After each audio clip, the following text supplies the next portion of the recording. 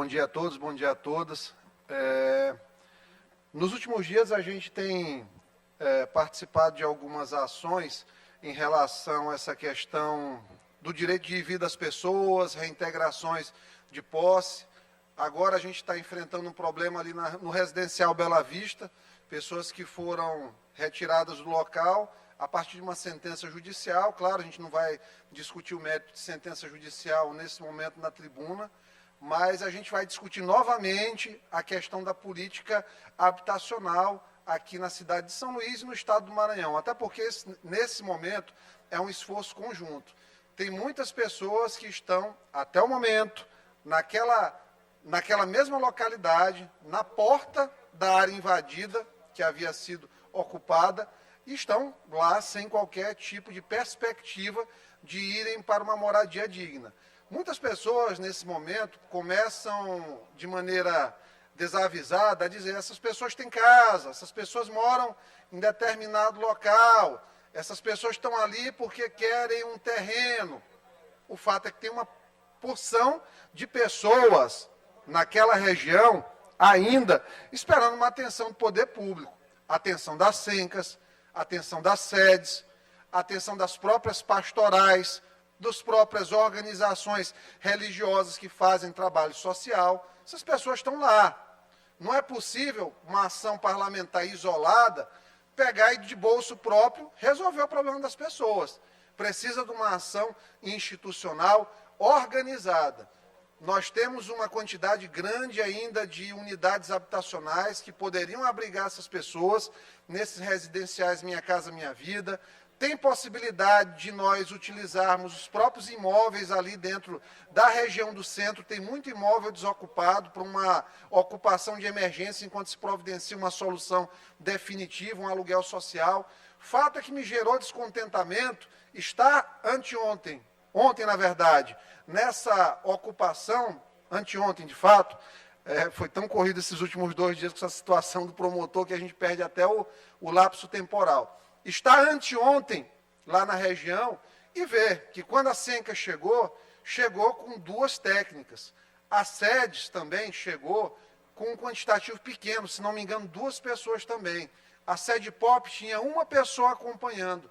A Defensoria tinha apenas 1 defensor público. Ao passo que, quando chegou para a retirada daquele pessoal da região, nós tínhamos com certeza ali para mais de 70 policiais militares.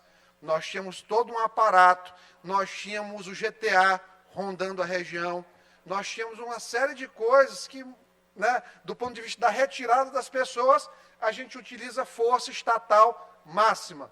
Aí, para colocar as pessoas numa moradia digna, a gente utiliza aparato estatal da administração pública mínimo. Para mim, isso aí é completamente desarrazoado. Então, tem necessidade de que a Sencas atue, o prefeito Eduardo Braide leve uma força-tarefa das Sencas, que o problema principal, de fato, é do município, é um déficit habitacional municipal. É preciso que haja apoio do governo do Estado, já que está tendo dificuldade do município, precisam atuar em parceria, porque não pode a gente deixar de preservar o direito constitucional das pessoas de ter um teto, uma moradia, uma condição mínima de sobrevivência. Está muito difícil. Quem hoje mora e vive com salário mínimo, vai ao supermercado, compra um pouquinho de carne. Quando compra carne, que eu acho que quem hoje ganha o salário mínimo não consegue nem comer carne na sua casa. Não come. Hoje a pessoa está se alimentando de ovo e frango. E principalmente da caridade, muitas vezes, das outras pessoas. Porque gás mais barato no posto ali, R$ 95, mas tem lugar que tem aí 110, R$ 120, a depender do interior. Então, a gente precisa entender isso. Pagou uma conta de luz, R$ 100, R$ 150. Tem que se preocupar com transporte, tem que se preocupar com aluguel. E como é que a pessoa sobrevive? Não tem como. As pessoas, de fato, elas estão sobrevivendo hoje em dia. Então, se a gente não tiver o mínimo nesse momento, a gente vai pecar e ter uma grave omissão.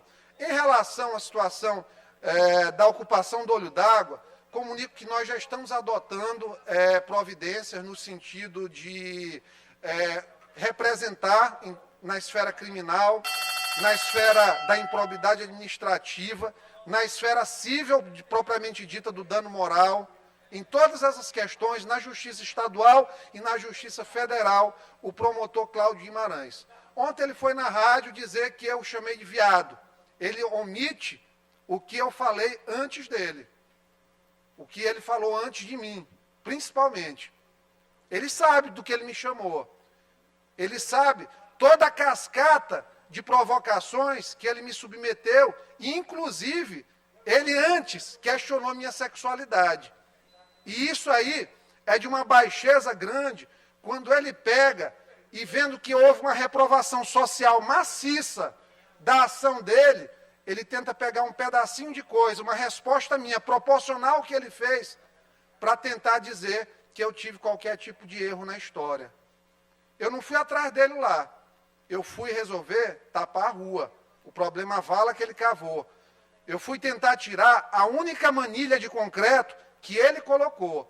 Nas da prefeitura eu nem toquei, porque foi da administração pública, agora a dele, que ele colocou em cima do terreno das pessoas, de um terreno privado, eu fui para retirar.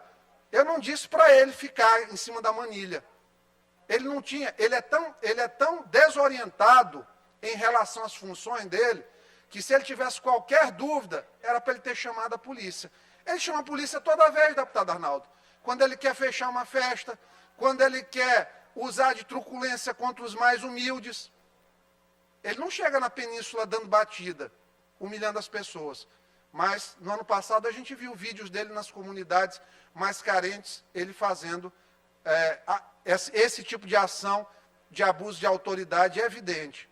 Representei-o no Conselho Nacional do Ministério Público, teve uma procuradora que foi lá tentar resolver a situação dele.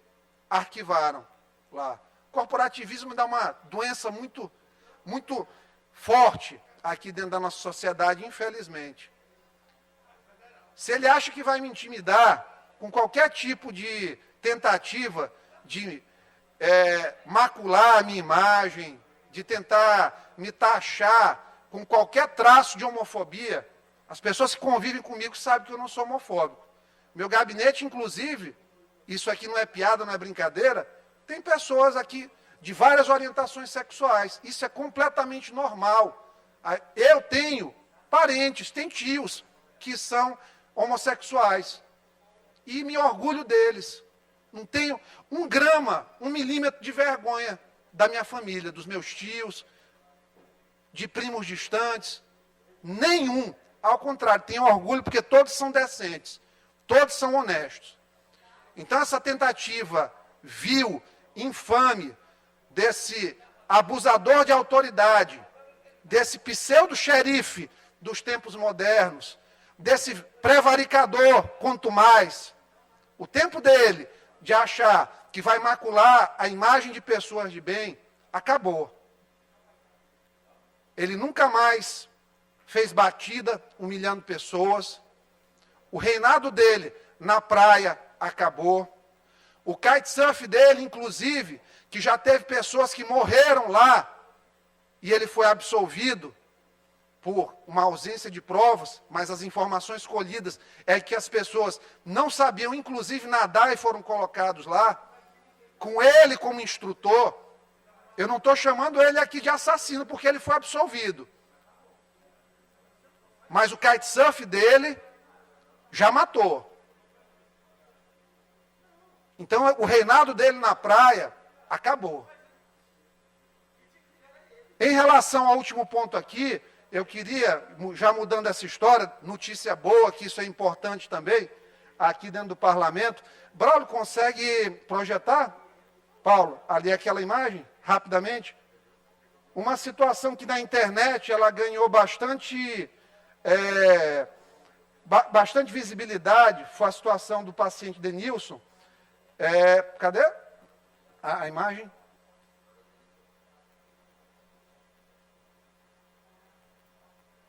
Paulo, a imagem, por favor. Vai sair, né? Tá. Já vai reproduzir aqui a imagem. É um paciente com elefantíase, com uma sequela de elefantíase, uma doença gravíssima, que, olha como ele estava a situação dele. O membro inferior dele esquerdo desse tamanho, com um grave problema de mobilidade. Esse paciente procurou o Ministério Público, que ingressou com uma ação civil contra o Estado do Maranhão, deputado André. O Estado do Maranhão foi condenado a pagar o tratamento dele. Há uma dificuldade nesse momento, o Estado alega que há uma dificuldade de cumprimento da sentença por conta do valor do tratamento. Ele me procurou na internet, tendo em vista que ele já havia procurado outro colega aqui que foi lá, bateu uma foto com ele, não ligou mais, não atendeu mais as ligações. Eu consegui, graças a Deus, hoje de manhã, pela manhã, bem cedinho, um contato com o Dr. Van, que é um especialista em microcirurgia da Escola Paulista de Medicina, da Unifesp, né?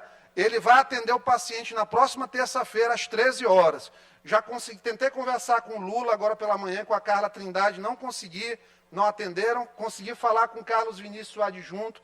Ele se comprometeu em resolver a questão de passagens desse paciente e também do acompanhante e a hospedagem no período. E aí ele vai ser atendido em São Paulo. Eu tenho fé que a gente vai conseguir uma solução para melhorar a qualidade de vida dessa pessoa. São casos que chegam para nós e a gente não vai bater foto na casa das pessoas, não vamos filmar isso aqui. Ele me ligou, me mandou e autorizou a colocação, para que saiba que quando a gente tem uma representação política séria, quando o parlamento atua em conjunto com o executivo, as coisas avançam. Isso aqui é parceria institucional, isso aqui é mandato que trabalha pela população. Muito obrigado.